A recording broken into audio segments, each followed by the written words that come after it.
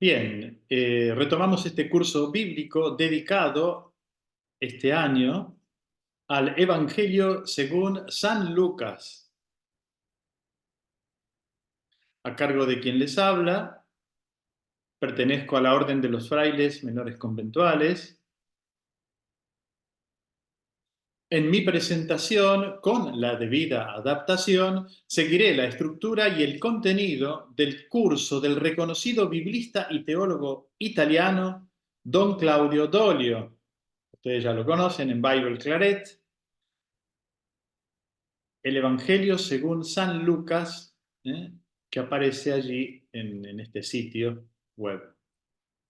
También tendré en cuenta los valiosos aportes de otros dos biblistas italianos. Me refiero a Mauro Orsatti, L'annuncio a Maria della nascita di Gesù, y el otro autor, Matteo Crimella, Luca, introduzione, traduzione e commento. Por supuesto, también tengo presente algunas notas de la Biblia de Jerusalén, la edición del 2018, creo que es una de las últimas. Bien, ¿cuál va a ser el programa de hoy? Ya se los estoy presentando. Una introducción a los capítulos 1 y 2 del Evangelio de Lucas. En segundo lugar, el anuncio del nacimiento de Juan el Bautista. Y en tercer lugar, el anuncio a María del nacimiento de Jesús.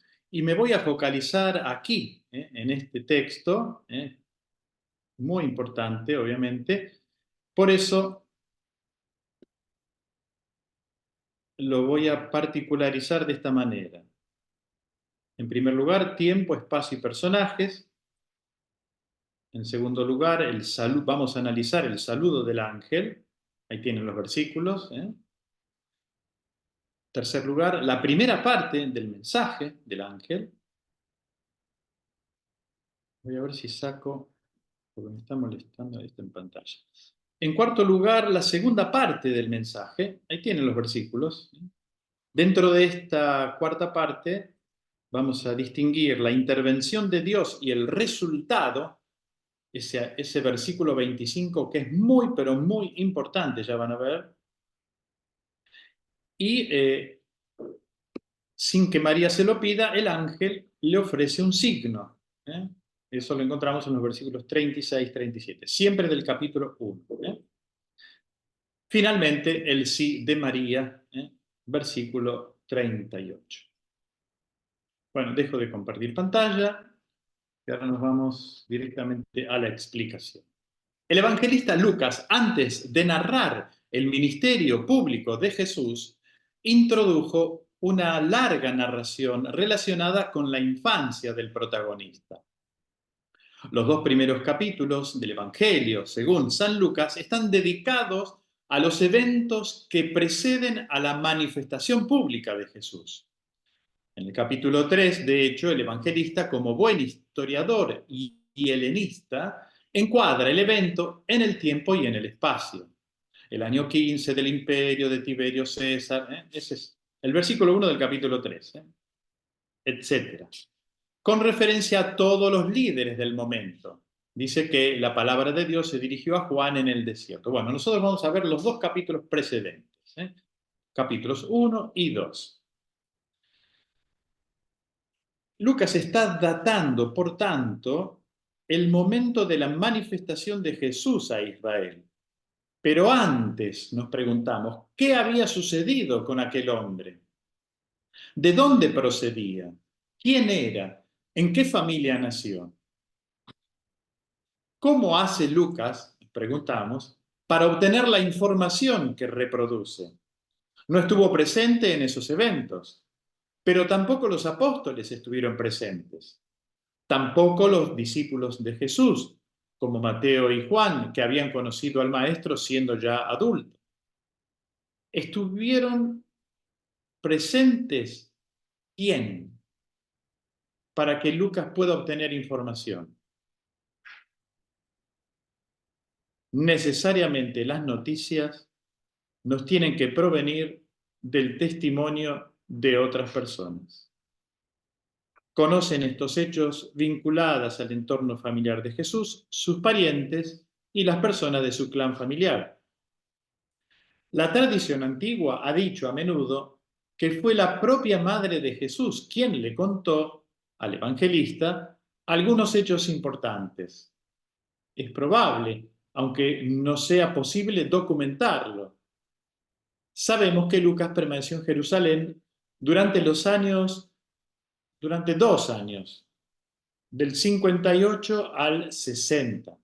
La antigua tradición cristiana dice que María, madre de Jesús, permaneció en Jerusalén hasta el momento de su dormición. ¿Cuándo sucedió esto? No lo dice ninguna fuente. No sabemos si en esos años, cuando Lucas estaba en Jerusalén, María estaba todavía viva. Si todavía vivía, seguro que Lucas la conoció y conversaron y seguramente algo pudo decirle.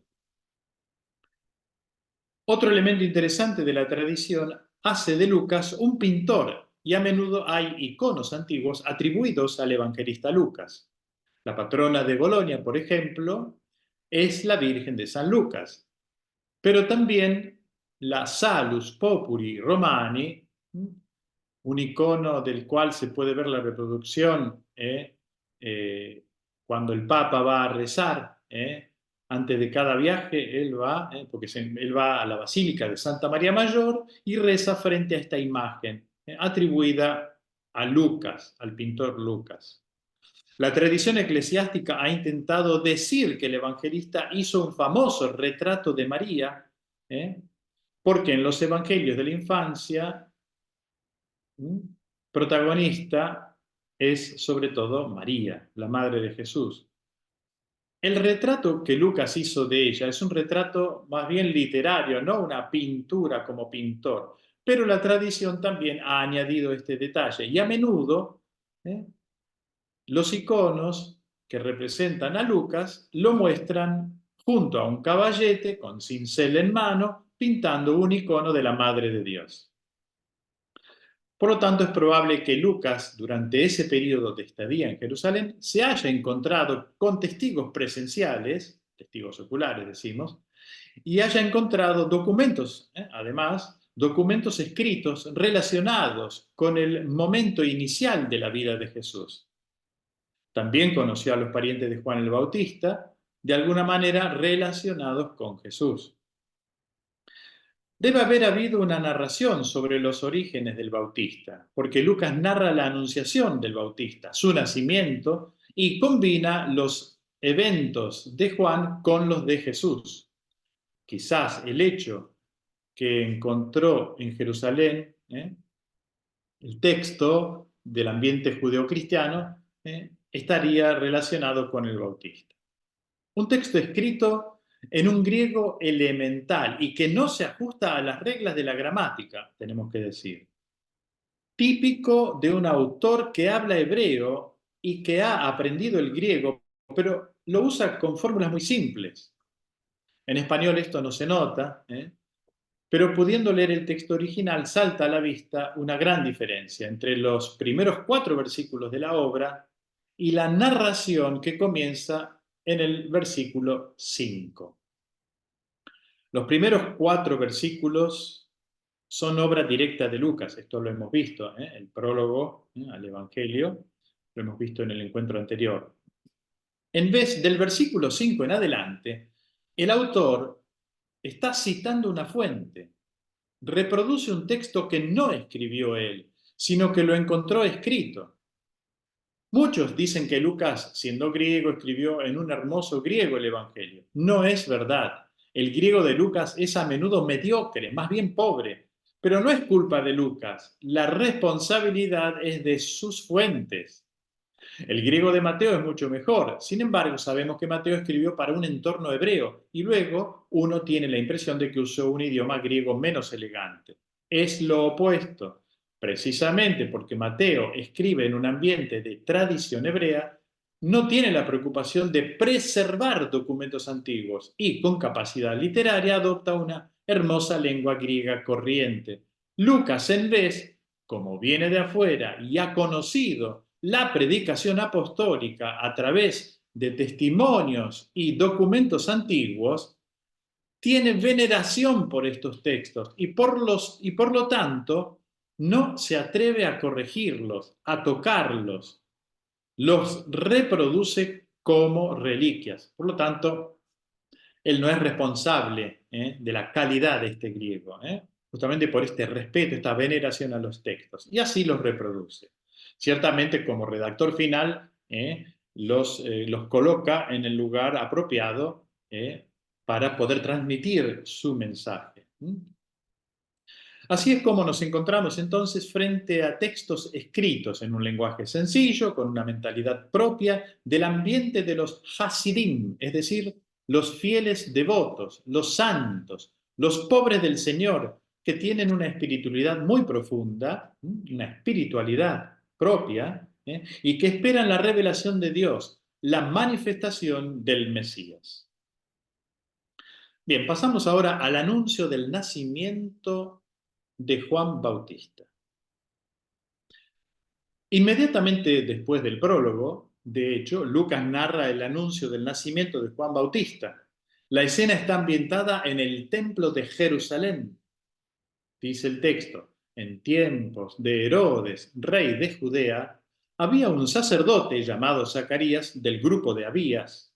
Su mujer era descendiente de Aarón y se llamaba Isabel. Los dos eran rectos a los ojos de Dios y vivían irreprochablemente de acuerdo con los mandatos y preceptos del Señor. No tenían hijos porque Isabel era estéril y los dos eran de avanzada edad.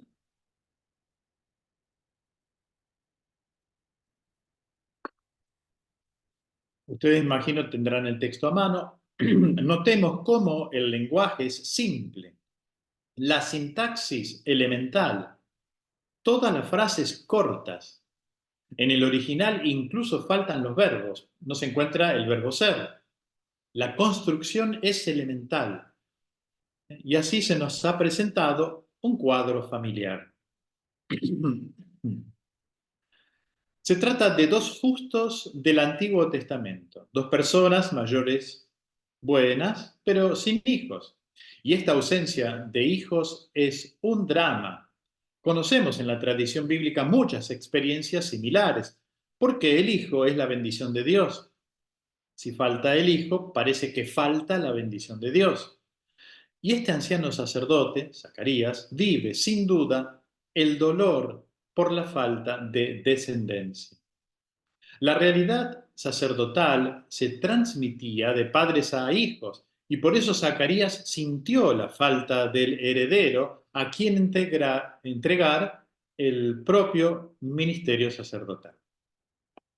Se dice que era de la clase de Abías, una de las 24 clases de sacerdotes, y cada clase hacía el servicio en el templo durante una semana, cada 6 meses, por tanto, 15 días al año. Los sacerdotes eran muy numerosos, algunos miles, y cada clase garantizaba el servicio diario durante una semana.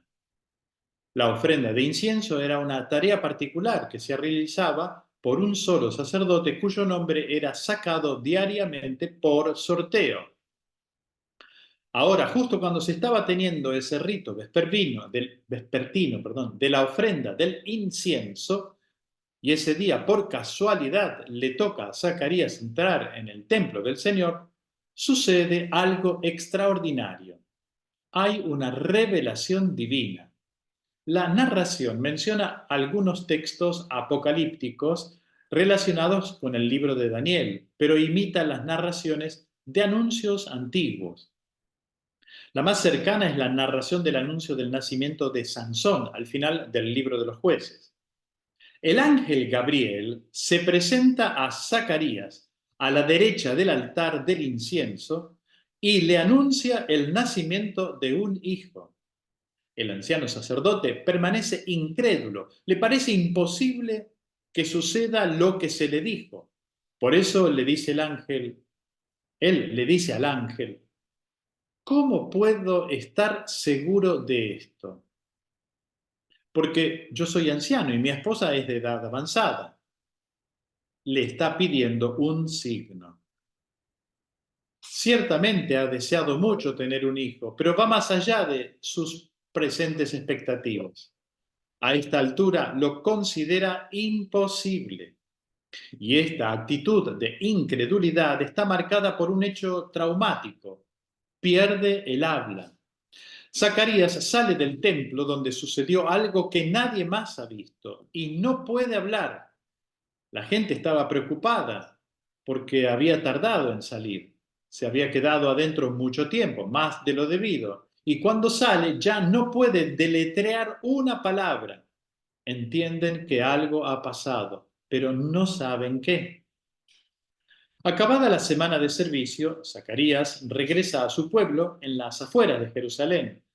La historia de Lucas no lo nombra, pero la tradición la identifica con Ain Karim, e Isabel encuentra a su esposo en esa condición de mutismo.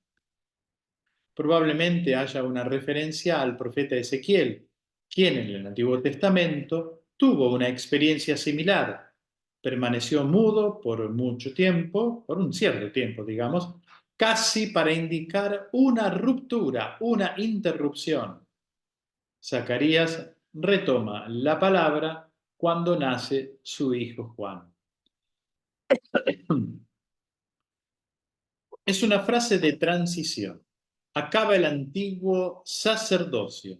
El antiguo sacerdote levita se ha quedado mudo. Acaba el Antiguo Testamento. La gracia de Dios irrumpe en la historia para iniciar una realidad nueva.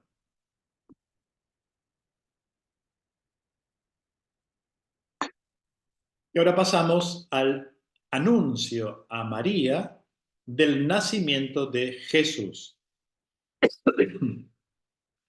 En paralelo al anuncio del nacimiento del Bautista, Lucas narra el anuncio del nacimiento de Jesús. Y así nos encontramos con el espléndido y conocido episodio de la Anunciación. En los versículos 26 y 27 vamos a encontrar el tiempo, el espacio y los personajes. Este fragmento está conectado con el precedente con una indicación temporal en el sexto mes. Esto es, 6 meses después de la concepción de Juan Bautista, envió Dios al ángel Gabriel, el mismo que había sido enviado al templo a una ciudad, esta vez a una ciudad de Galilea llamada Nazaret. Notemos el contraste. La primera anunciación tiene lugar en Jerusalén, el centro de la tradición, el corazón de la fe de Israel, en el templo, el lugar más santo del hebraísmo, dirigido a un hombre, sacerdote, anciano, por tanto, podríamos decir por definición, con autoridad. En este segundo caso, en cambio, el entorno es la periferia, es marginal, un pueblito de Galilea, fuera de la tierra propiamente santa, que es la Judea, que circunda a Jerusalén. Galilea es el distrito de gente sencilla, un entorno también habitado por los paganos. El pueblo de Nazaret es desconocido en el Antiguo Testamento, nunca se lo menciona. Nunca pasó algo que fuera digno de recordarse en esa aldea. ¿Acaso puede salir algo bueno de Nazaret? Le dirá Natanael a Felipe. La destinataria de este anuncio es una jovencita, una virgen, llamada María, prometida en matrimonio a un hombre de la casa de David de nombre José. ¿Por qué se encuentra en Nazaret uno de la familia de David, originario de Belén? El texto no lo explica. Esta jovencita, a quien se dirige el ángel Gabriel, está prometida con José, está comprometida con José. O sea que el contrato matrimonial ya se había realizado. Según la práctica habitual en el judaísmo, el matrimonio se celebraba en 2 momentos. El primero, con el contrato oficial, involucraba todos los deberes de la unión matrimonial. excepto la convivencia. De esta manera se se oficializaba que los dos pretendían casarse y por lo tanto se frecuentaban para lo necesario, para preparar la casa. Después de algún tiempo, unos meses, máximo un año, los dos iban a vivir juntos, con una fiesta que marcaba el inicio de la convivencia. En este lapso de tiempo, entre el contrato matrimonial y el inicio de la cohabitación, tiene lugar el evento del anuncio. El ángel Gabriel se presenta a María y le trae un mensaje. Lucas reporta una especie de texto teatral, donde solo están las palabras pronunciadas, el discurso directo, diríamos nosotros. No hay comentarios ni descripciones. El ángel dice, María responde. El ángel dice, María responde. El ángel partió. Todo es discurso directo y en este discurso directo encontramos ciertamente la habilidad literaria y teológica de Lucas. Es el narrador que interviene para construir bien el texto. Un texto que tiene un gran mensaje teológico, como vamos a ver a continuación. En los versículos 28b y 29 nos encontramos con el saludo del ángel. El saludo no es común, está fuera del ordinario, sea porque en ningún caso una mujer, antes de ese momento, lo había recibido, sea porque en su contenido se sale de los esquemas habituales, y tiene tres partes. Alégrate, oh tú que Dios ha colmado con sus favores, el Señor está contigo. En primer lugar, entonces, el ángel saluda a María con una fórmula importante, jaire, que significa alégrate. Es mejor que el salve. No es solo un saludo, sino también una llamada al júbilo de los tiempos mesiánicos, motivado por la venida de Dios entre su pueblo. Es una fórmula de congratulación, de felicitación. En segundo lugar, no la llama por su nombre, sino que utiliza un apelativo. Se trata de un verbo complejo que sirve para indicar una cualidad específica de María. La expresión lingüística es kecharitomene, que significa transformada por la gracia, del verbo charitó, que significa agraciar, mostrar gracia. ¿Quién es entonces María para el ángel?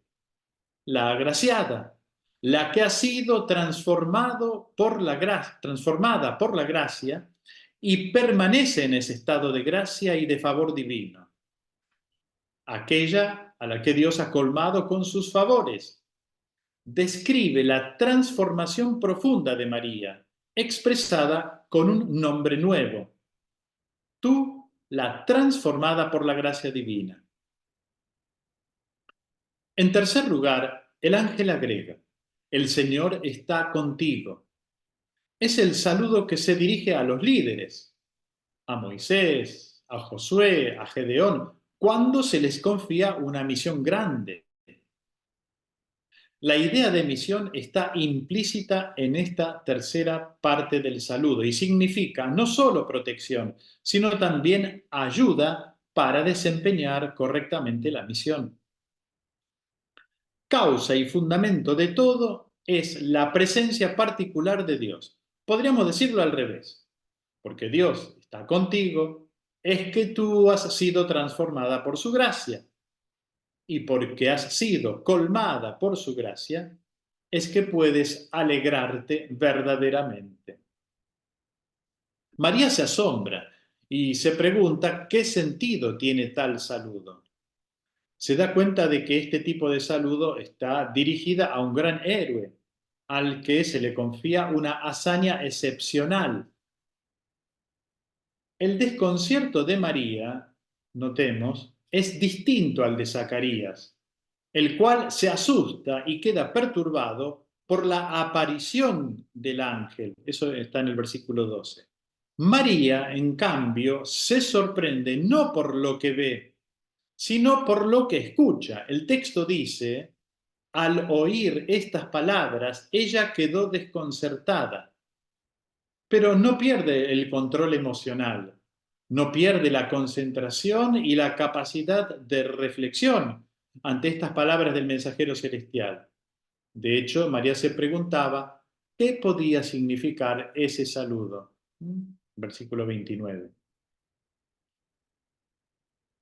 Vamos entonces a analizar la primera parte del mensaje, es decir, los versículos 30 al 33. En esta primera parte del mensaje, el ángel retoma el hilo del saludo y después de haber tranquilizado a María diciéndole no temas, utiliza el término charis, que significa favor, gracia. Ya en el libro de Génesis 6:8 se dice que Noé halló gracia a los ojos del Señor. Esta expresión, encontrar gracia a los ojos de alguien, es una expresión estereotipada, un cliché hebreo que significa contar con el favor de alguien. El verbo que habíamos visto antes, haritó, agraciar, mostrar gracia, está en relación con el término haris, favor, gracia, que casi siempre traduce la palabra hebrea hen,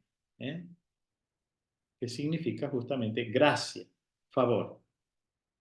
El ángel explica a María el significado de un saludo tan excelso. No temas, María, porque Dios te ha favorecido. Has encontrado gracia ante sus ojos. Un favor que Él concede a pocos. Bien, ya está preparado el terreno, entonces, para el anuncio más importante, que tiene una fórmula tripartita. 3 partes tiene.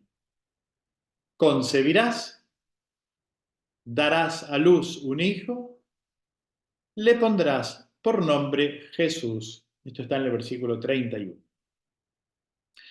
Si bien es el padre quien normalmente da el nombre al recién nacido, no sorprende, si tenemos en cuenta otros textos del Antiguo Testamento, que sea María quien le dé el nombre al niño. En Génesis 29:32, por ejemplo, leemos que Lía, una de las 2 esposas de Jacob, quedó encinta y dio a luz un hijo al que llamó Rubén. Podemos notar, sin embargo, aquí el contraste con el anuncio del nacimiento de Juan el Bautista, en el que será Zacarías quien deberá poner el nombre a su hijo. Versículo 13 está eso.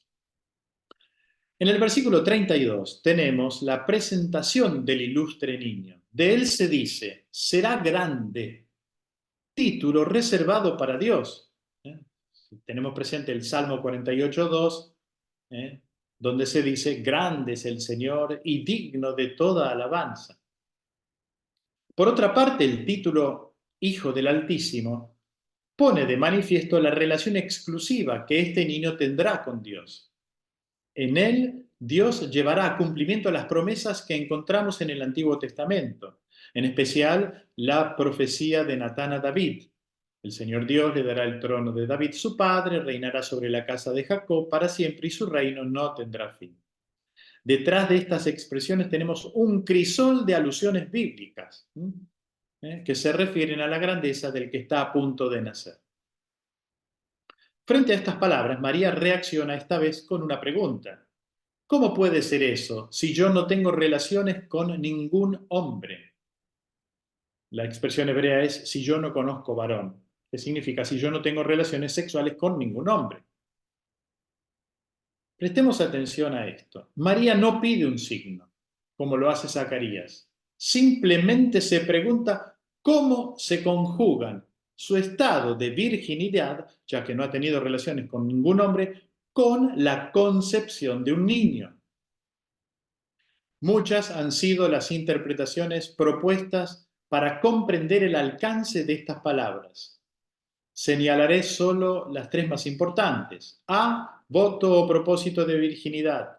B, artificio literario. C, maravilla e intuición de María. El debate lo dejo para otro momento.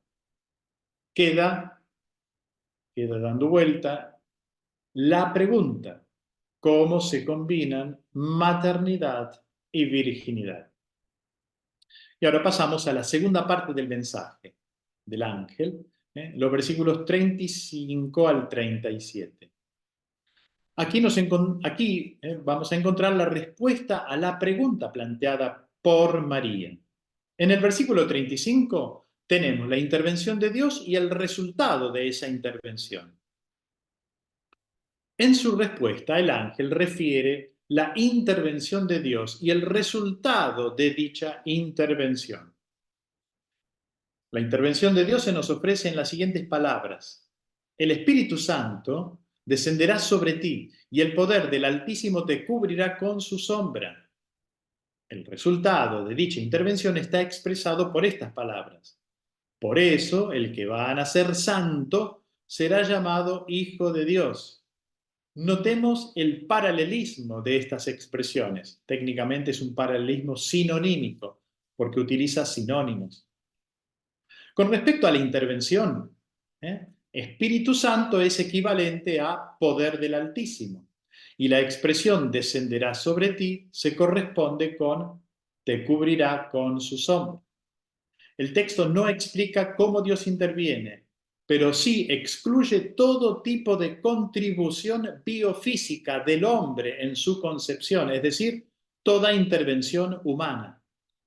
El Espíritu en la Sagrada Escritura indica la fuerza creativa de Dios que interviene en la historia.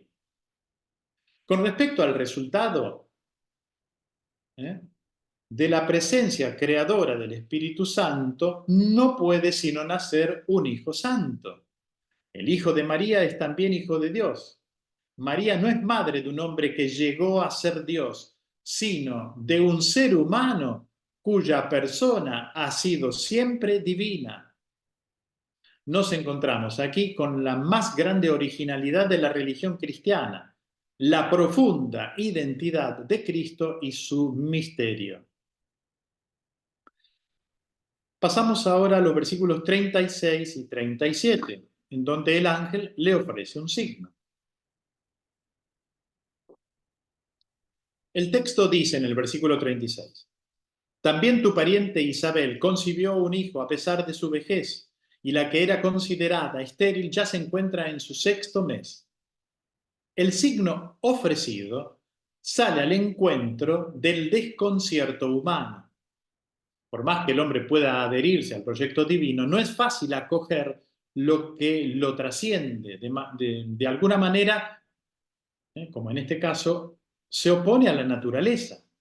Un nacimiento virginal constituye una cosa tan extraña al hombre que toca, diríamos nosotros, lo imposible, lo absurdo. Pero María no exige una prueba, simplemente recibe un signo de la bondad divina. En realidad, más que una prueba para María, el texto nos está presentando al Dios creador y dador de vida.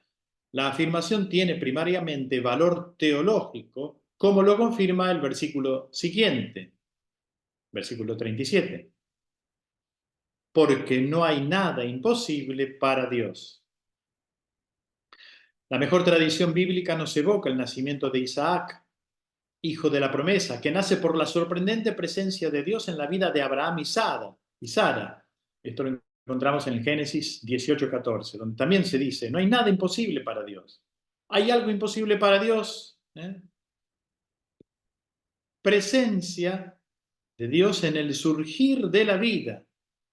El contraste no está entre Dios y la naturaleza, sino entre el Dios potente y el hombre impotente. Vamos al versículo 38 ahora, el sí de María.